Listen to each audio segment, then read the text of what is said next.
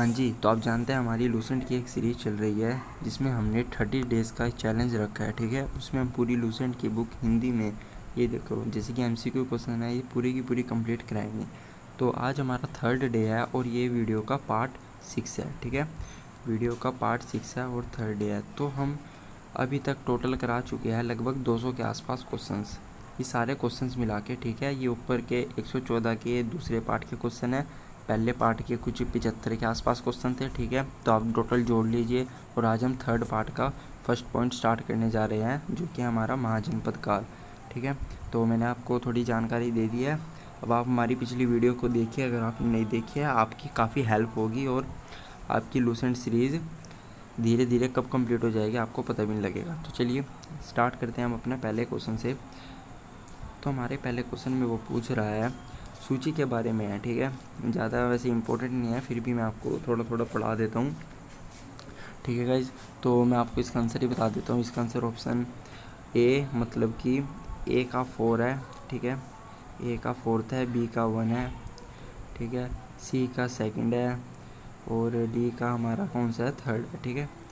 तो अब आप देख लीजिए कि गंधार, हमारे तक्षशिला गंधार की राजधानी, आपने देखो अगर आपने महाभारत देखी है या कोई भी आपने शो देखा है या फिर आपने कभी ना कभी इनके बारे में सुना होगा, एक गंधार के बारे में, एक कौशल के बारे में।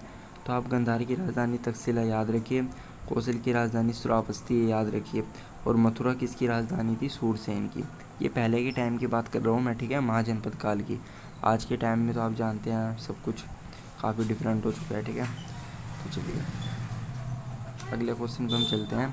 अगले क्वेश्चन में वो पूछ रहा है हर्यक वंश के किस शासक को कुनिक कहा जाता था, ठीक है गाइज। हम इस वीडियो में ना 25 क्वेश्चन करेंगे, ठीक है। इस टॉपिक के जो 3rd पार्ट का फर्स्ट टॉपिक है, इसके टोटल हमारे 56 या 57 क्वेश्चन है, ठीक है। तो पहली वीडियो में हम 25 या 26 क्वेश्चन करेंगे, अगली वीडियो में बचे हुए क्वेश्चन करके ये वाला टॉपिक हम 2 वीडियो में आज ही कंप्लीट कर देंगे, ठीक है। मैं आज ही वीडियो बना दूंगा अगली भी। हर्यक वंश के किन संस्थापक को कुनिक, हाँ गाइज ये हर्यक वंश के बारे में, ठीक है। इसके बारे में आप कहीं से भी गूगल से या फिर अगर आप मुझे कमेंट करेंगे तो मैं ही पढ़ा दूंगा। हर्यक वंश, गुलाम वंश, तुगलक वंश और चोल वंश, ठीक है। तुगलक वंश, चोल वंश, इन वंशों से रिलेटेड गाइज बहुत क्वेश्चंस आते हैं, ठीक है। हर एग्ज़ाम में आते हैं, ना कि सिर्फ एसएससी, रेलवे या किसी बड़े बड़े एग्ज़ाम में, छोटे मोटे सभी एग्ज़ामों में क्वेश्चंस आते हैं, ठीक है। तो चलिए मैं आपको इसका आंसर बता देता हूँ। हर्यक वंश के किस शासक को कुनिक कहा जाता था, तो अजातशत्रु को कहा जाता था, ठीक है, ठीक है। मैं बता दूँ आपको कि अशोक, सम्राट अशोक, उनके पुत्र कौन थे, बिंदुसार, ठीक है। बिंदुसार के पुत्र कौन थे,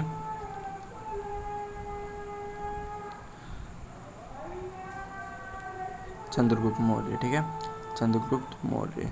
बस आप ये कुछ पॉइंट्स याद रख लेना गाइस, ये बड़े इंपॉर्टेंट पॉइंट है। चलिए अगले क्वेश्चन पे हम चलेंगे कि किस शासक ने गंगा एवं सोन, ये भी इम्पोर्टेंट है, ठीक है, सोन नदियों के संगम पर पाटलिपुत्र नामक नगर की स्थापना की थी। तो इसका तो आंसर आप जानते ही होंगे, शायद मुझे बताने की जरूरत भी नहीं है। पाटलिपुत्र नामक, गाइस आप गलती से इसका आंसर ऑप्शन सी ना लगा देना, ठीक है। ऑप्शन सी इसका आंसर मत लगा देना, इसका आंसर आएगा ऑप्शन बी, ठीक है। चलिए क्वेश्चन नंबर 4 पे हम चलेंगे। शिशुनाग वंश का वह कौन सा शासक था जिसके समय में वैशाली में द्वितीय बौद्ध संगीति का आयोजन किया गया, उसे काक वर्ण, बस आप ये याद रख लीजिए, काक वर्ण के नाम से किसे जाना जाता है, ठीक है। तो काक वर्ण के नाम से जाना जाता है कालाशोक को, ठीक है। क्वेश्चन नंबर 5 में पूछ रहा है 323 ईस्वी में महान सिकंदर महान की मृत्यु कहाँ पर हुई थी। तो इसके बारे में भी आप जानते ही होंगे, बहुत सुना हुआ है, बेबीलोन में, ठीक है। बेबीलोन में सिकंदर महान की मृत्यु हुई थी, ठीक है। सिकंदर महान एवं पोरस, इन दोनों के बारे में आप जरूर पढ़ लेना, बहुत इंपॉर्टेंट दोनों हैं ये। पूर्व की सेनाओं ने निम्नलिखित में से किस नदी के आमने सामने, ठीक है, किस नदी के आमने सामने वाले तटों पर पड़ाव डाला हुआ था। कौन सी नदी थी गाइस, वो हमारी थी झेलम, ठीक है। किस प्रकार का पोट्री या फिर मृद भांड भारत में द्वितीय नगरीकरण शहरीकरण के प्रारंभ का प्रतीक माना गया है। ये क्वेश्चन वैसे ही ज़्यादा इंपॉर्टेंट नहीं है पर आप पढ़ लीजिए, ठीक है।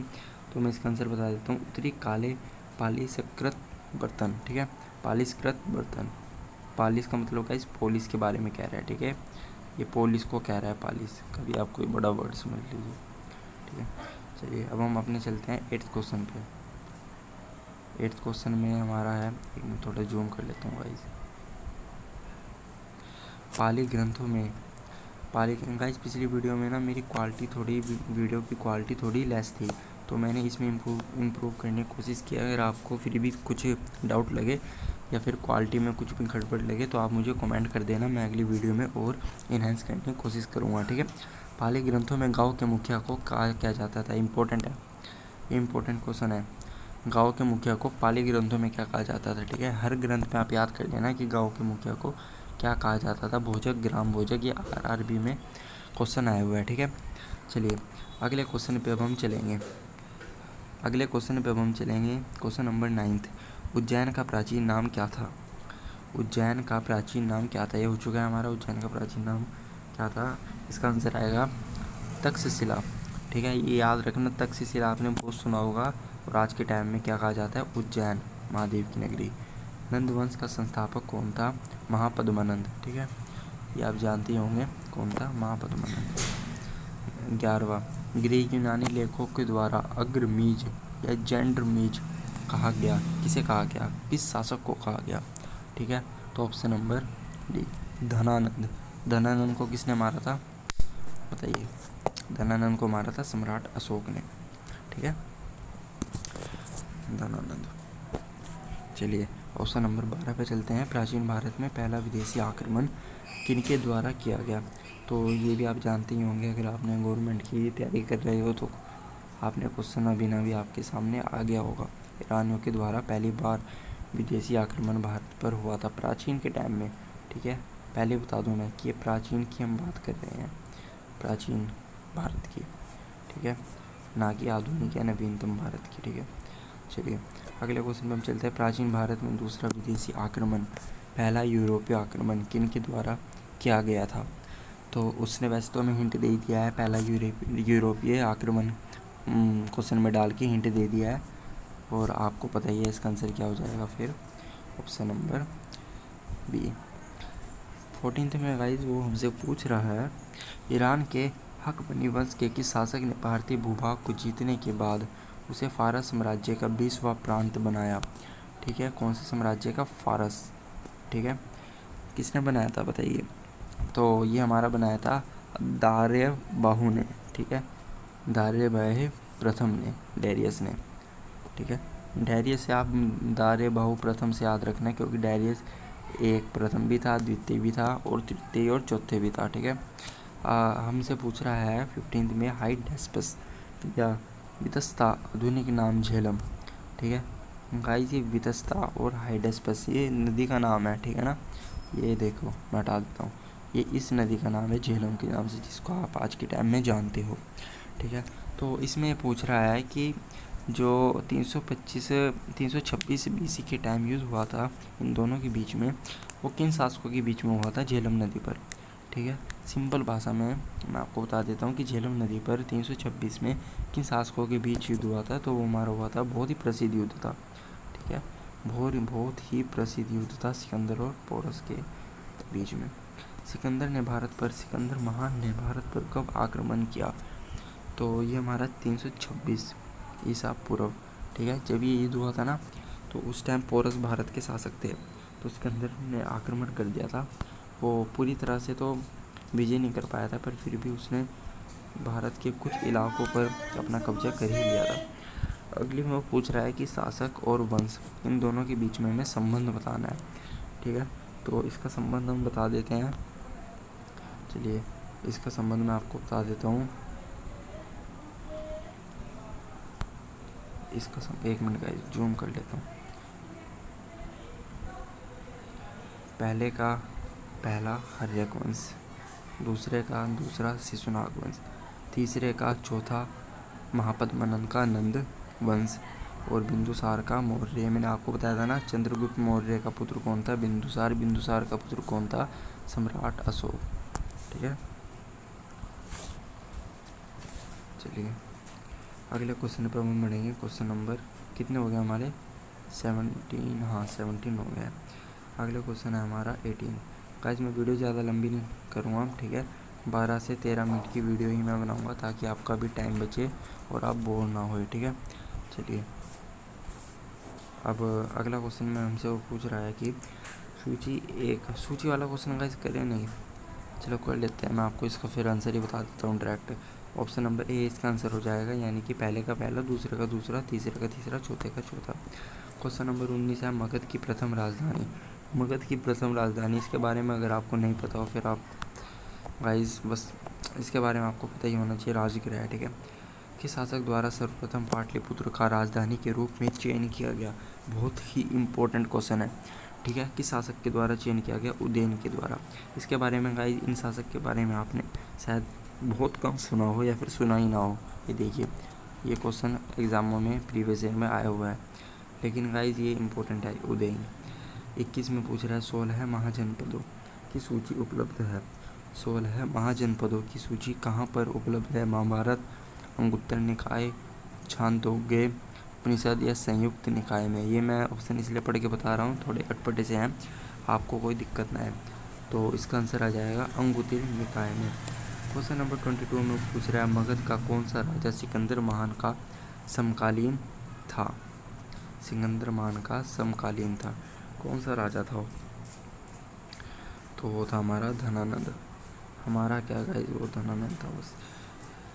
23 में पूछ रहा है प्रथम मगध साम्राज्य का उत्कर्ष किस सदी में हुआ? सदी पूछ रहा हो, चौथी में, दूसरी में, छठी में, पहली में? सदी का मतलब आप जानते हो, सदी हमारी कितने की होती है? 100 वर्षों की, ठीक है। 100 वर्षों को हम सदी कहते हैं, ठीक है। तो वो हमारा हुआ था गाइस ऑप्शन नंबर बी, 600 सालों के अंदर, यानी कि छठी सदी में। तो सिकंदर की भारत में सफलता के क्या कारण थे? वैसे तो निम्न कारण थे, पर इनमें से कौन सा सही है? केंद्रीय सत्ता, भारत में उस टाइम कोई केंद्रीय सत्ता नहीं थी, सेना श्रेष्ठ प्रकार की थी, उसे देशद्रोही भारतीय शासकों का सहयोग मिला, वह एक अच्छा प्रशासक था। तो इसका आंसर आ जाएगा गाइस सभी, ठीक है।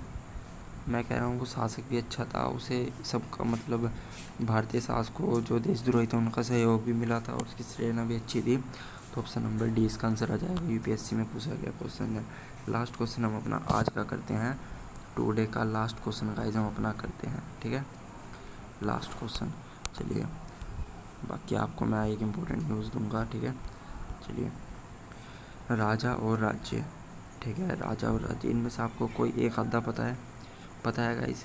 कोई भी एक पता हो तो आपको उससे ऑप्शन को ग्रैब करने की एक तकनीक मिल जाएगी, ठीक है। जैसे कि आप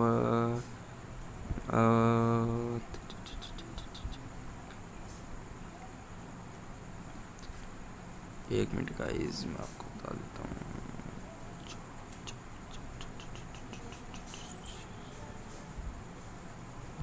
हाँ गाइस, मैं आपको बता देता हूँ, कौशल इसका है, ठीक है। कौशल गाइस, मैं आपको इसका आंसर ही बता देता हूँ, नहीं तो वीडियो ज़्यादा लंबी पड़ जाएगी। इसका आंसर है ऑप्शन नंबर सी, ठीक है। क्या है इसका? ऑप्शन नंबर सी, ठीक है। तीसरा, दूसरा, चौथा, पहला, तीसरा, दूसरा, चौथा, पहला, ठीक है। तो गाइस आज के हमारे 25 क्वेश्चंस कंप्लीट होते हैं, ठीक है। और गाइस मैं आपको आज ही अभी अगली वीडियो बना देता हूँ 5 मिनट तक, ठीक है। उसमें मैं आपको 26 से लेके 56 तक क्वेश्चंस कराऊंगा। और गाइस जो मैं आपको न्यूज़ बताने की बात कर रहा था, वो न्यूज़ ये है कि कल मैं टोटल 200 क्वेश्चन एक दिन के अंदर कराऊंगा, ठीक है। तो आप कृपया करके कल की वीडियोस मिस मत करना। आपके मैं कह रहा हूँ गाइस, अगर आप ना सिर्फ और सिर्फ 15 दिन मेरी सारी वीडियो देखिए, मतलब कि जो मैं लूसेंट क्वेश्चन करा रहा हूँ ये सारे क्वेश्चन पढ़िए, ठीक है। और आप फिर कोई टेस्ट सीरीज़ लगाना कहीं पे भी, मैं ज़रूरी नहीं कह रहा हूँ कि आप कोई मेरी बताई हुई टेस्ट सीरीज़ लगाना, कहीं पे भी आप टेस्ट सीरीज़ लगाना और आप बताना कि इनमें से क्वेश्चन आते हैं कि नहीं, ठीक है। तो चलिए गाइस, अगली वीडियो में बना रहा हूँ और बाकी हम कल मिलेंगे 200 क्वेश्चनों के टारगेट के साथ। चलिए।